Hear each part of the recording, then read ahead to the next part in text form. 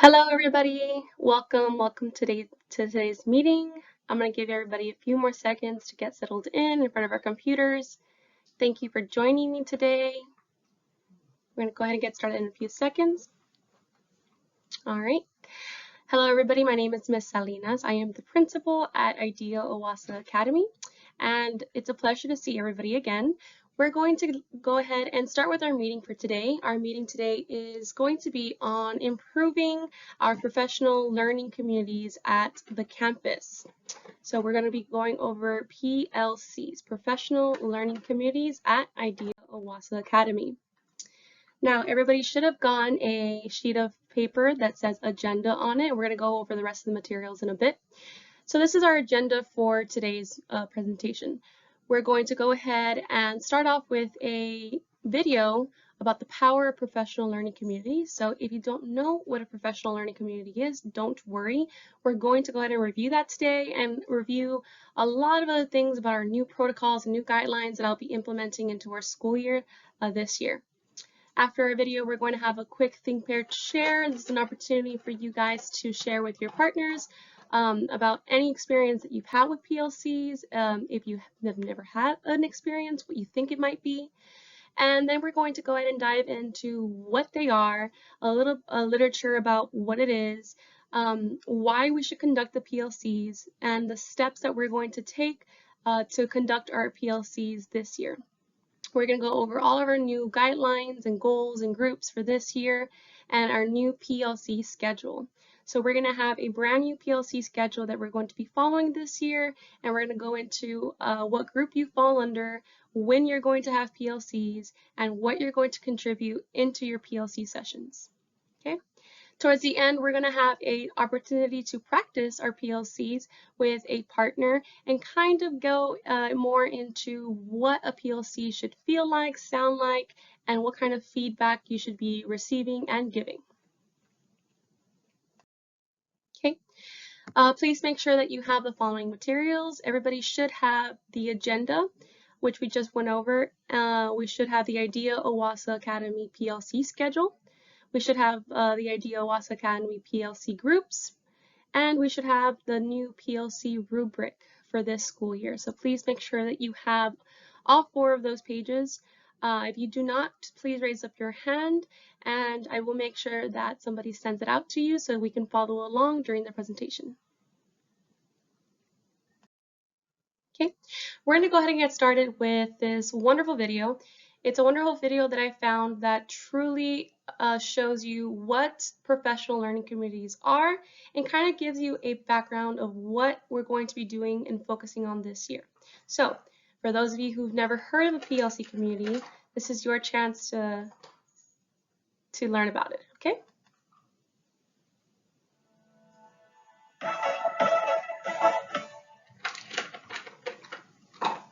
When teachers share their best strategies with one another, students win.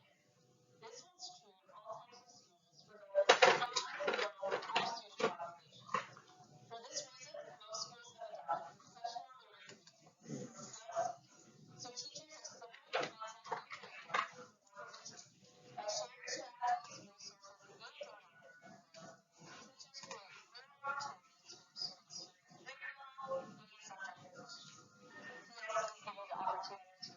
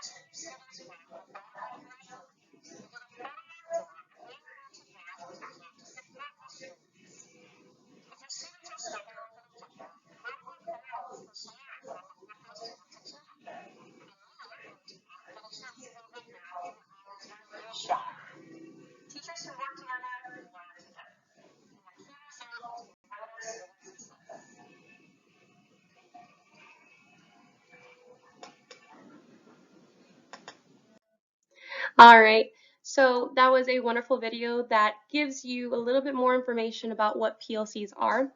PLCs, guys, are opportunities for us to collaborate with one another so that we can practice best practices, new routines, new strategies that are specific to the inquiries that you have based off of your data, based off any problems or issues that you're having in the classroom. So PLCs are a collaborative unit that you join that enhances your teaching skills and strategies. So for the next minutes, we're going to have a think, pair, and share moment. I would like you to think about this question. Have you ever experienced a PLC session? Have you ever experienced something similar to it? Have you benefited from it? And if you haven't, please tell your partner what you would hope to get from PLCs and why they might excite you this year, because we are going to be doing it this year. It's very beneficial to us. So I'll go ahead and give you guys that 1 minute to think, pair, and share with your partner. Go ahead.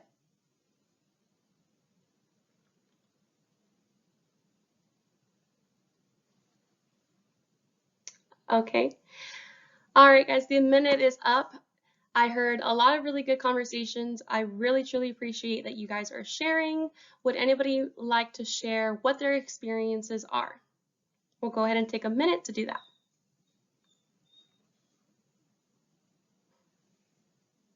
All right. Thank you so much for sharing. Those were some very good insights. It sounds to me like we had something similar to PLC experience, but it's more of what we had last year. So I really want to dig into what professional learning communities is and the literature that is behind it. It's really important to research these strategies, guys. Whenever I introduce something for us to do, it's always backed by research. It's always backed by something that is designed to help us. And I always have the best intention for all of my teachers. So let's go ahead and read the literature that's attached to professional learning communities. A professional learning community is described as educators committed to working together, using processes of inquiry, problem solving, and reflection upon their practice. These professional learning communities help determine effective strategies to facilitate learning, design and critique powerful lessons examining data on student progress, develop classroom-based common assessments to measure progress, and analyze student work.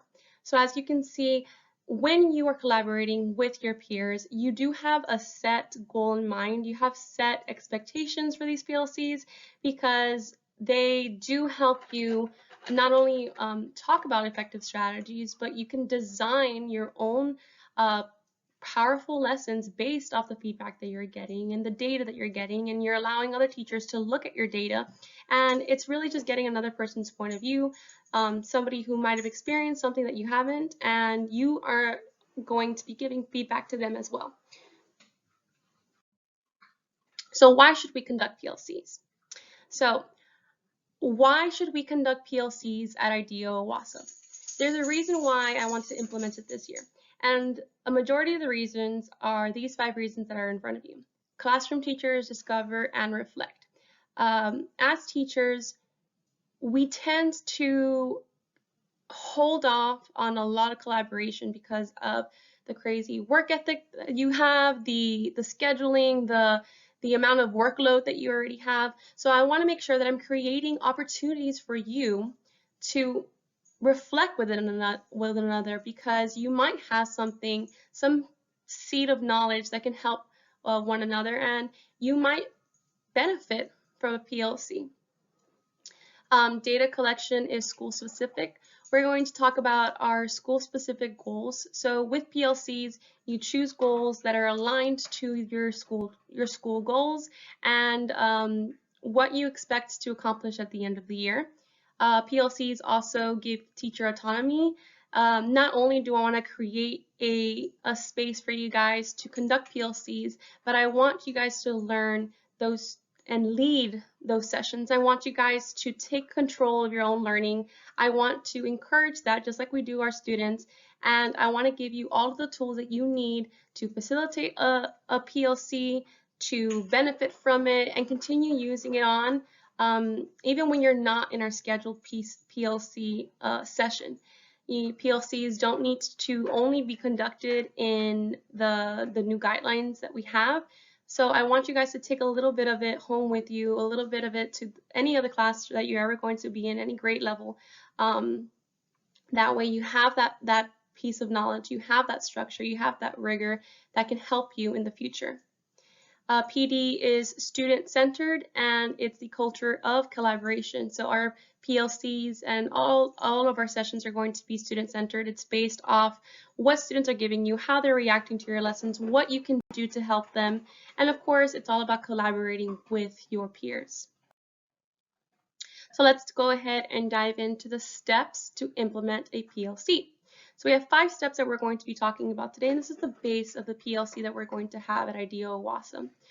The first thing is our guidelines, then we have our mission and goals, dates, locations, our teacher leadership incentives, and our collaboration on an action plan. So let's start with the first one. Let's start with our guidelines. So we have new and improved PLC guidelines. The following rubric, which you have in your handout, lists a rubric, an exemplar of what day 1 would be.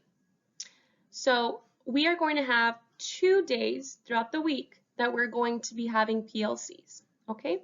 Last year we had practice sessions that we had once a week, but this is a totally different guideline, a totally different rubric that we're going to start implementing, and on top of that, we're changing the amount of times that we're meeting. It's really important that PLCs are used as often as we can, and with the schedule that we currently have, we can only fit 2 days, but I'm very excited for those 2 days because not only are we going to have a chance to meet on the first day and collaborate and come up with action steps, but we're also going to be able to meet a second day and discuss how those action steps went and how what we used in that first day helped to where we're at right now. So this is an example of a PLC guideline. The major thing that I want to talk about is Bambrick's model of our see it, name it, do it. So can I go ahead and have somebody read the blue highlighted portion of the rubric?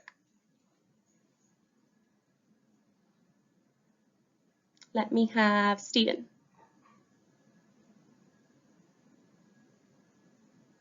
All right, thank you, Stephen. Yes, so the schedule for every PLC will follow the presenting schedule that is found on your rubric. You will have 2 minutes to do the see it portion, 1 minute to do the name it portion, 3 minutes to do the do it portion, and 2 minutes to do a PLC feedback portion, and another 2 minutes where the teacher will be able to apply that feedback. So if you notice on top of our rubric, we also have an assigned topic and an assigned role. So our topic for this exemplar is use guiding questions during the lesson to promote mastery.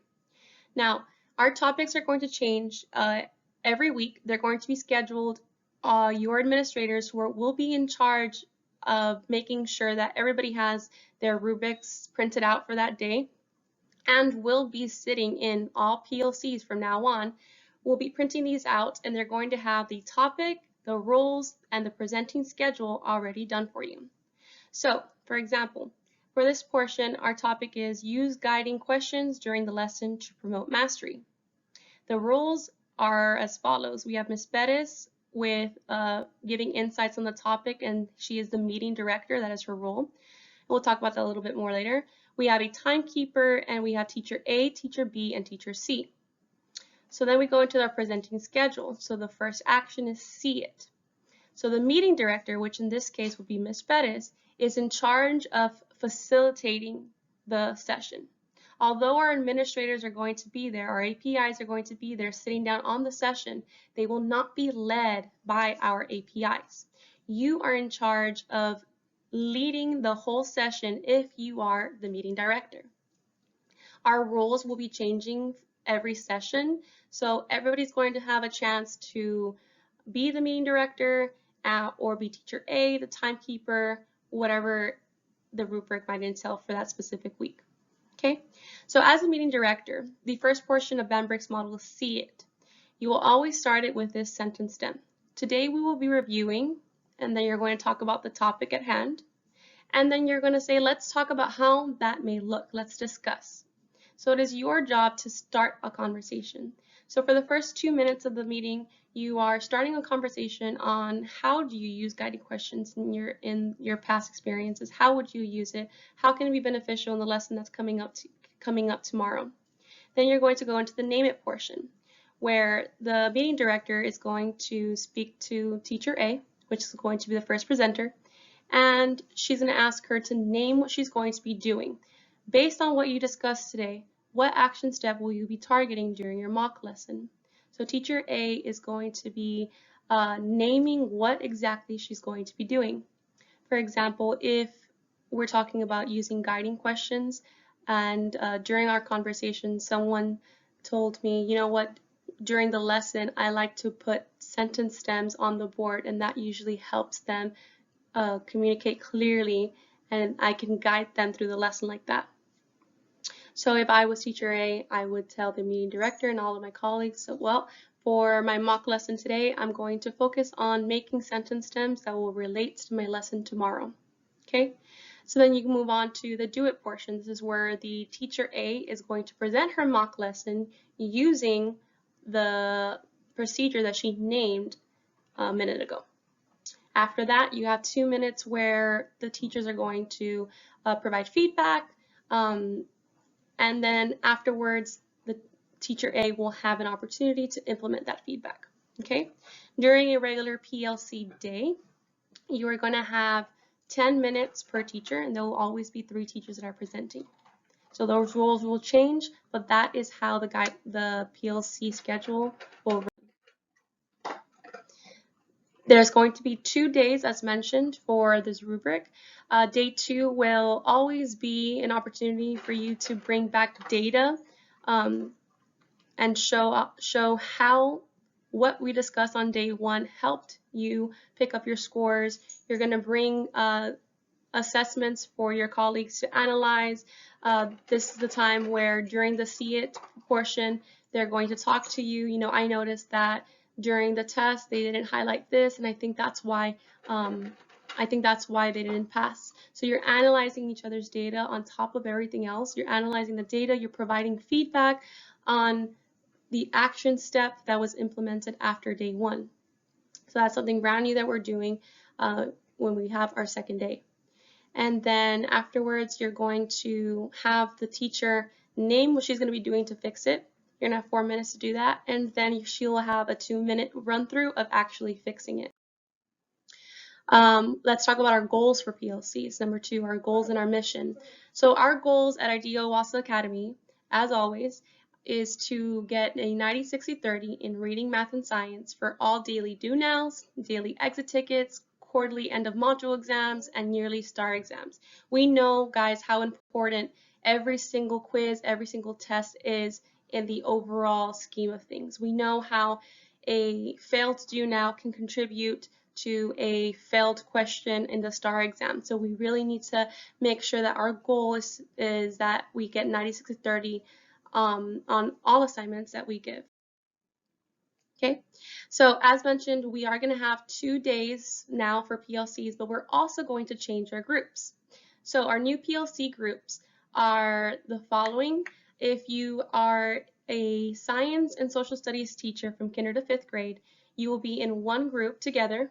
All of kinder teachers through 5th grade, you will be in one group together, and you will be reporting to Mr. Rodriguez in room 212 for your PLC scheduled sessions. And the next group that's going to be under Mr. Rodriguez's charge and meeting in the same place will be all of kinder through 5th grade math teachers. Okay, I'll give you a second to look over the new PLC groups and spot where you will be and meeting and who will be your administrator who will be observing all your PLC groups. And remember that you can find it on your handouts that you have in front of you as well. All right, guys. So the reason that we're changing our PLC groups and making sure that all content teachers across grade levels are going to be grouped together is because we do need to see how the content is taught across grade levels. This will provide you opportunities to provide feedback and collaborate with teachers from other grades and who can use the strategies that you're currently using to influence what they want to teach their students. When collaborating with teachers from other ranges, you are presented with many challenges.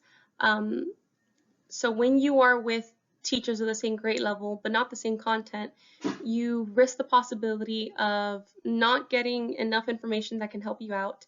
You risk the possibility of not being able to give constructive feedback because you're not aware of what their strategies are. So with our new PLC groups, you will be able to collaborate with people who have the same content and strategies throughout the year. So our new PLC schedule is also found on your handouts. This is just a more broken down version of our new PLC schedule. This is going to help us meet more frequently, and the way that we're going to ensure that we're meeting at least twice a week is that we're going to be meeting different times throughout the day during different days. So for example, on Monday from 7:30 to 8 o'clock is our electives, intervention, and AR hotspot groups that's going to be meeting. And on Monday over here in the bottom at 3:50 to 4:30, when there's usually pickup duty, we're going to have our reading and ELA 3rd grade through 5th grade teachers meet, but science and social studies will be supporting on duty.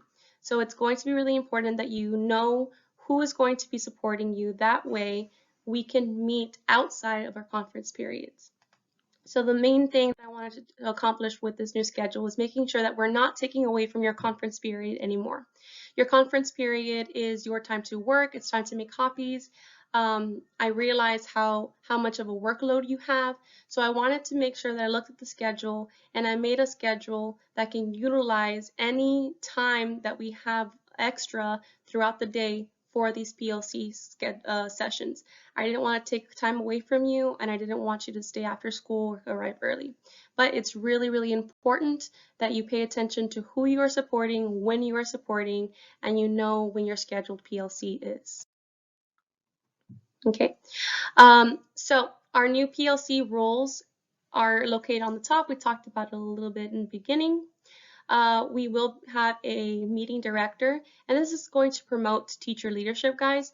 It's important that we define our roles in the PLC sessions because, as I mentioned before, administrators will not be there to lead it, and I want you guys to be able to build that autonomy within yourselves and know how to run a meeting, know how to get results from it, and really help each other out. I want you to take insights and experiences out of that and follow the rubric that we have for this year so that we can really, really be beneficial towards our colleagues and our students. During the new PLC rubric, there is going to be a portion where you are going to create an action plan, and that is towards the end of every day. And you're going to discuss ways that you are going to apply everything that you've learned into your next lesson. So remember that the goal is not just to be in the sessions and collaborate with your colleagues, but truly benefit from it. So you're going to have to list the action plan that you're going to have on day 1, and on day 2 you're going to have to explain how you implemented that action plan and what data resulted from it. Because remember, we want those 90, 60, 30s on every single quiz, do now, and exit tickets. Okay. All right, guys. So that is my presentation on PLCs. I hope that you guys got some important information about that. We're going to take this time to practice using the PLC rubric. So teachers are going to pair up with the person that's next to them. The person with the longest hair will be Teacher A. Teacher A is going to be playing the role of the meeting director. Teacher with the shortest hair will be the first teacher presenter. And there you are going to conduct the blue portion of our rubric, which is Bambrick See It, Name It, Do It. So we're going to use those sentence steps to collaborate with our peers right now, and you're going to have 6 minutes to practice your PLC. You may begin.